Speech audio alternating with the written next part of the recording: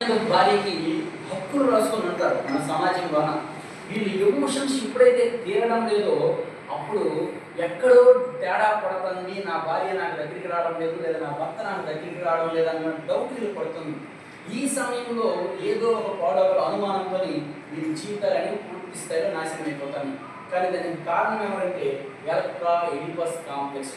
అందుకోసమే మీరు బాగా గమనించగలిగితే కోర్టులు విడిపోయినప్పుడు తీర్పు ఎవరిస్తాయి?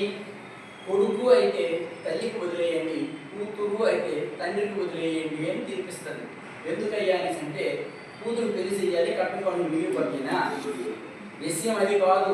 తండ్రి కూతురు మరియు కొడుకు తల్లి తేల్చుకోవలసిన లెక్కలు చాలా ఉన్నాయి.